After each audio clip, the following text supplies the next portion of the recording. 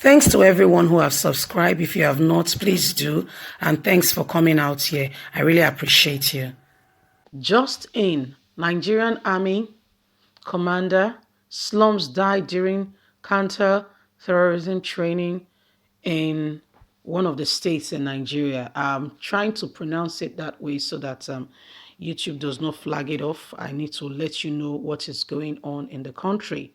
So we know about the boys, what they are doing. The boys are only thriving and being successful because people in government, people in Aso Rock, are part and parcel of what is going on.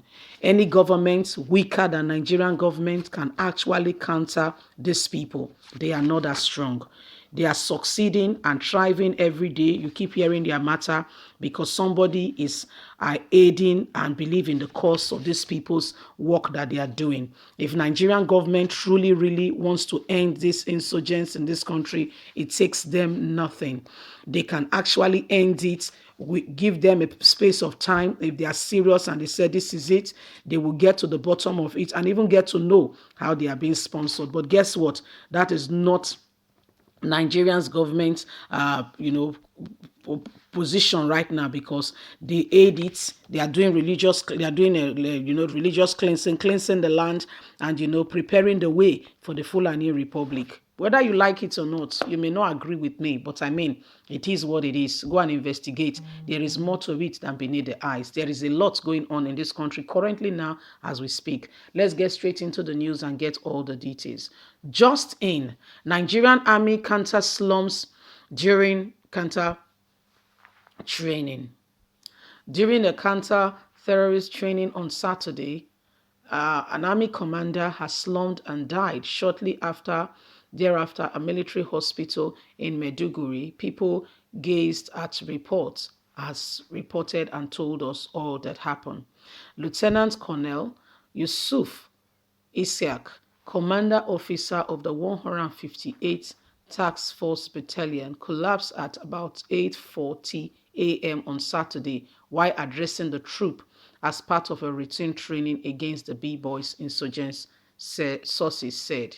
He died about 9:45 a.m. on Saturday at the Nigerian Army 7th Division Medical Facility in Maiduguri, military resource said under an anonymity to the Gazelle. It was not immediately clear the nature of his complication that led him to slump and die. A spokesman of the Nigerian Army did not return calls seeking command and seeking comment from what has happened and the development of a Saturday morning. By Saturday evening, when we put a call through, he did not respond, a text message or any form of communication. The Gazelle learned that the Army headquarters has sent a text message to the family informing them. Can you see how bad is a text message they sent? A text message. Instead of them to send some other people to go to the family. So you just read to them, you're like, okay, this is April Fool in November. Can you imagine? Did you hear that? You see how irresponsible Nigerian government. I mean, there is no decorum. There is no order. We're talking about life. Somebody who was not just an army man. He was a commander. You heard the battalion is over. And guess what? All they could do. See, all these people that are, they tell you to go and face NSAS protesters. Then you go there, you start flexing your muscles. You are deceiving yourself. You are deceiving yourself. When anything happens to you, Nigerian government does not care. They replace you like you were never there. You know the air. You don't see it where it comes, where it goes. You just know that that is what you are. You are nobody to them. I'm just telling you. Just know it. That if you cannot do right by the people who are your brothers and sisters, if you cannot do right by Nigerians, you are living a fake life. Because you are wearing a uniform and you're allowing somebody to control you like a robot, my dear, get sense, wise up. The Gazette learned that the Nigerian Army headquarters sent a text message to the family informing them about the development before a former team of military would be dispatched to formally inform the family. So the wife will wake up. Yes, probably she just had a baby. Let's even make the matter complicated. Say she's dealing with high blood pressure with a lot, that African descent and Asians are prone to, after birth, some things can just wrap up like blood pressure that was never there. And all of a sudden, she gets or whatever the sound is of her phone. She looks at the text message. Oh, we are sorry to inform you that your beloved husband is gone. She's like, okay, is this April Fool? And if all of a sudden the blood rushed to her brain, she falls down and died before they now officially send somebody who will look after that baby, who will look after the family that they are. Can you imagine? No decorum, nothing. See, the whole country needs overhauling from the top to the bottom. And this is what the youth are agitating and crying for. Give us the opportunity. We are today's century. You guys are still analog. Analog is long gone. Let's allow the digital age. Things are moving so swiftly, so fast. And these old men are so afraid to catch up. They are so afraid that the youth are going to take over and they will have no place. Why not draw the youth closer? Use sense now. Bring them close to you. Make them your aid. Begin to explore their knowledge. So what do we do with media? How do we bring in more boys?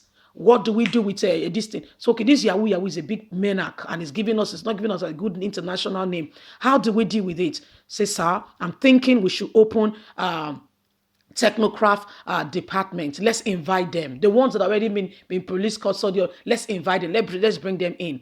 Let's give them the opportunity. Let's bring in Americans. Let's bring in Germans. These guys that are good. Let them give them a bit of training and let's see what we can do. Let's get our own satellite in space. Guess what? Nigeria will become a hub of technology. Other nations will be rubbing shoulder with us and want to know about what we are inventing. And guess what? Creativity comes in. There is training here and there, exposure. Before you know it, that life of crime is going. They are being paid. They are in a well-recruited job. And they are doing great. They are watching our cyberspace. They are watching the hospitals, knowing who should go for an operation, knowing who just came out. Everything being digitalized. Order of the nations of the world. You see, Yokanda be whatever the name is, will become a reality. But guess what? It's as if there is a dark cloud that covers the African space. Not just Nigeria. The government, when they get there, they hold on to the power. What about dissipating this power? What about allowing for it to flow? Let others have, you can be in control. But guess what? You have the ranks. Get the loyalty of the people. But no, they are so afraid, stenched on, holding on to it, and guess what? You died here. Because before you came, there were people there. And after you, there will be people there.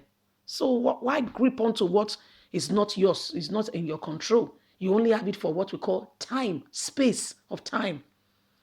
Before and after, you don't have control over that. Why not make your time count? Anyway, guys, leave us a comment. God bless you. Bye for now.